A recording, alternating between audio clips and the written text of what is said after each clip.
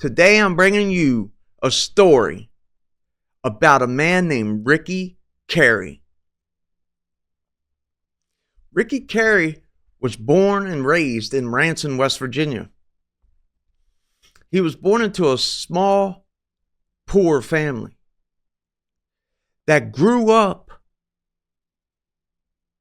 not liking other races.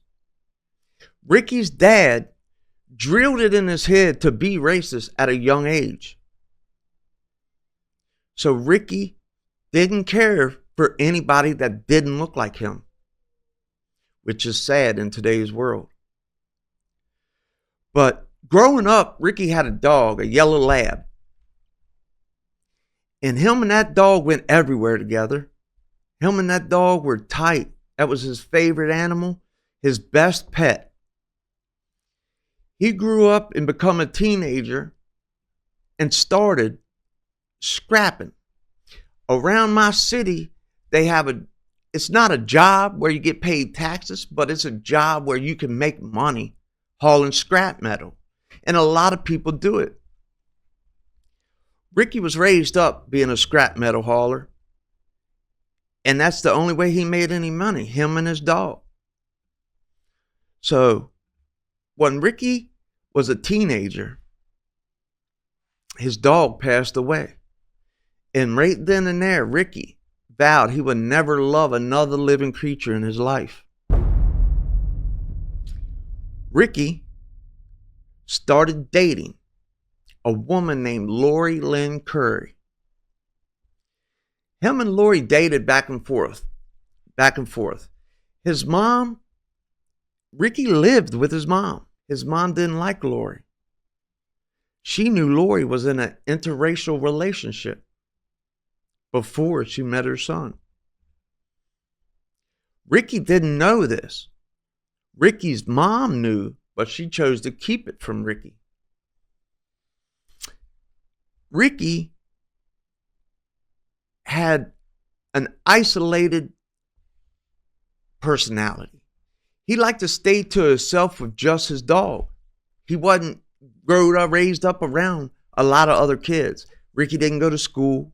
He was growed up with a 4th grade education. So when he met Lori at the bowling alley, Shenandoah Lanes in Charlestown to be exact, when he met Lori there, they shared a bond that he recollect that him and his dog shared. So Ricky and Lori started dating. They were dating a few months. Time going by, they eventually started to have sex and make love. Ricky lived with his mom. Ricky's mom didn't allow that in the house because she knew who Lori was, whose Lori's husband was. So they used to have to go out back in the shed. Now they go out back in the shed on date night.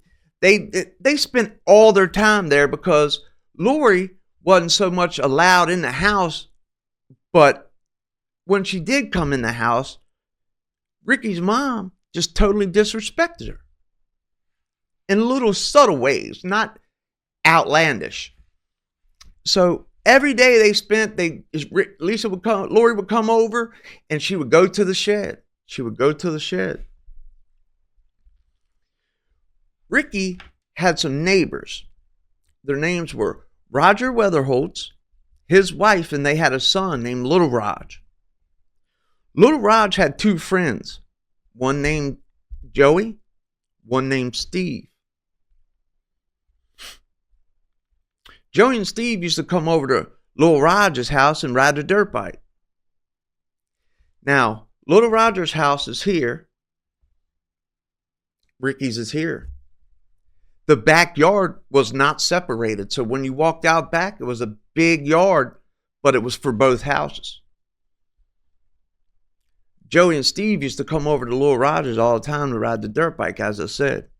So they spent a lot of time there. They seen Ricky on occasions with Lori going to the shed, passing through the backyard from time to time. About 2 weeks before the murder happened, Steve and Joey were out back chilling in the alley. Behind the houses had the yard, and then there was an alley that run through to the front street. They used to chill in the alley all the time, ride the dirt bike, ride their pedal bikes. They were just being kids, young teenagers. 11 and 12, 12 and 13 years old. They were young. So Ricky and Lori, they dated for a while. Ricky come to the point where he was going to ask her to marry him. Ricky's mom didn't like that at all. So she told Ricky, either if you marry that woman, you have to get out of my house. You cannot live here any longer. Ricky had that on his mind. Ricky and Lori dated for a few months, and then Lori just couldn't get over the fact that his mother didn't like her, and he lived with his mother. You know, Lori didn't like the fact that Ricky lived with his mom. Lori's other husband, not other husband, but Lori's husband that she's currently separated with, he lives with her. They have their own house. He works. He has a regular job. So Lori gets to thinking, I might be making a bad decision here, messing around with Ricky. His mom don't like me. He lives with his mom. We got to go make love in a shed. Spend all our time every date night in a shed. Lori was just getting fed up and tired of it. Just tired of it. One Thursday morning, Steve and Joey came riding down the alley on their bikes. While Joey went and knocked on the door to get little Roger to come out, Ricky and Lori pulled up in the car.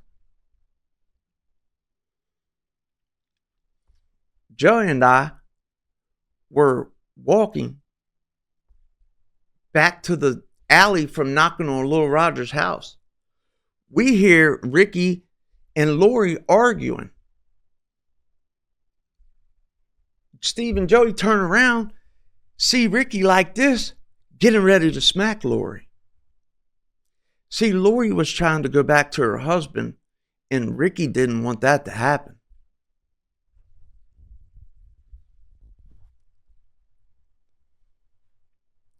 Ricky and Lori split up. Lori calls Ricky and tells him, look, there's going to be no more dating. There's going to be no more sex. There's going to be no more date nights. There's going to be no more shed. This is all based on a true story. Facts that actually happened. Now Lori's thinking of going back to her husband. What's Ricky going to do? The last thing he loved passed away on him, and it broke his heart. Ricky vowed that would never happen again.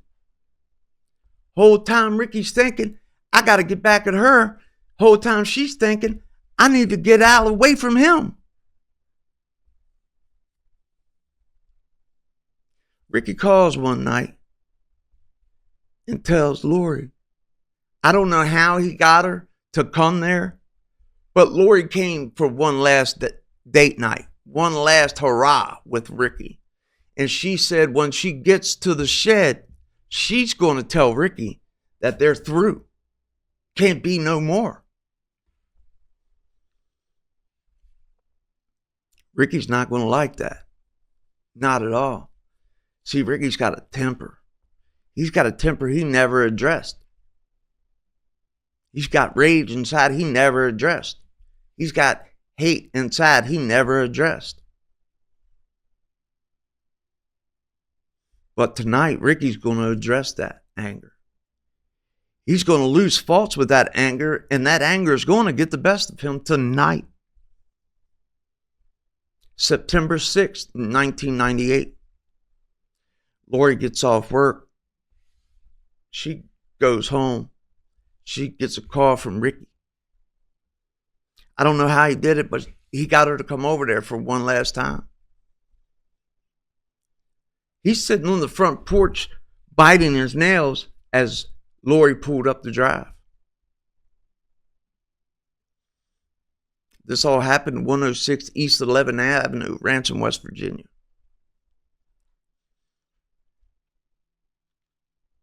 Just so happened, this same afternoon, Steve, Joey, Little Raj, Big Raj, Roger's mom's having a cookout. They're all out in the backyard, drinking, smoking, riding a dirt bike, having a blast. They see Lori pull up. Lori's been crying. Lori's been at odds all day trying to fight her emotions on what she's going to find out what she's going to tell Ricky, how she's going to break it off, replaying it all in her mind as she's pulling up. It's got her emotional. She's crying. Steve and Joey see her getting out the car like, oh, what's she crying about, you know? See, Steve, this young boy, he paid attention to everything. See, Steve had a rough life growing up with his alcoholic father. But tonight, Steve's going to witness and see something, as well as Joey, that they never thought they would ever have to see in their life. Lori pulls up in the driveway. She's crying. She sees Ricky up on the front porch biting his nails. He motioned her to the same shed that they've went to many, many times. They walk together. Ricky grabs her hands as they're walking across the back lawn to get to the shed. He throws his hand up to Joey, Little Rod, Steve, and all of them out there flipping burgers on the grill. They go in the shed.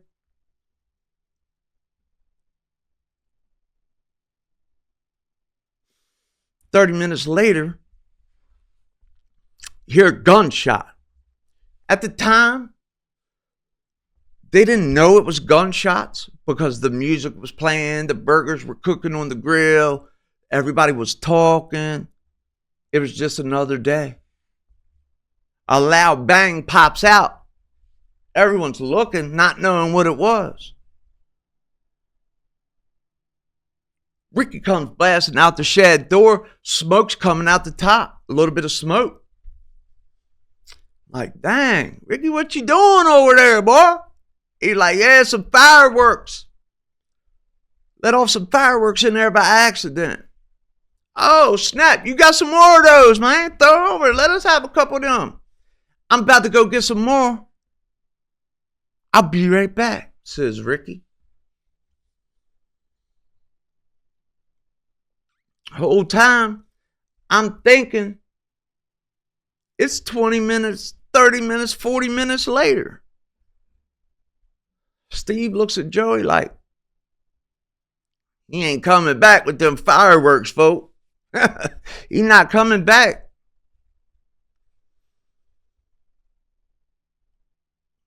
Ricky don't come back. See, Steve and Joey were curious at the ages they were at, 13 years old, 12, 13 years old. They were very curious young boys. Steve looks at Joey like, man, he ain't coming back, folks. Joey's like, man, let's go in there and see if he has any more. You want to go in there with me? Steve ponders on it a bit. He's like, bet, let's do it. You know what I mean? So they go in the door. As they step in the door, Joey's first. Steve's behind him. As they step in the door, they smell of smoke, Steve hadn't witnessed or ever smelled gunpowder before. So he's not knowing that smell. Like, just knows it's smoky and it's stink. There's big cardboard boxes sitting around all in the shed. The shed was a smaller shed, but it was a nice size shed. You walk through the door, got a small room, walk into a archway, and there's a bigger room. Then that being the biggest room, offset, you could walk in another archway, and there's another bedroom on the side, like a little, not a bedroom per se, but like a littler room. I'd say that was where they did most of their making love and bang, bang, you know. So when Steve bends in the corner, he noticed a cardboard box, and it's got blood splattered all over it. Knowing now, it was brain matter. They walk in the door. Lori's laying on her right side, around her knees. Shirt torn open with some like, you know how like a woman just pulls her boobs out the top of her bra? Like they're just out the top, but her bra's still on. She had X's. Well, they weren't like X's. They were just like marks cut into her breast. And the machete was still laying by her vagina area. She wasn't breathing. Steve and Joey run out the door to tell Big Raj and Roger's mom. They called the police. Us being kids, we didn't ever get questioned by the police. Big Raj and Roger's mom took all the questioning from the police. In case you ain't got to it ain't hit you yet, I'm Steve. I witnessed this at 12, 13 years old, and I've never, ever even thought about getting over it, thought about moving on from it. I don't really even think about it. It's just something that happened in my life. This is a true story, based on a true story. Make sure you like, comment, and share for more. We out of here. Peace, love.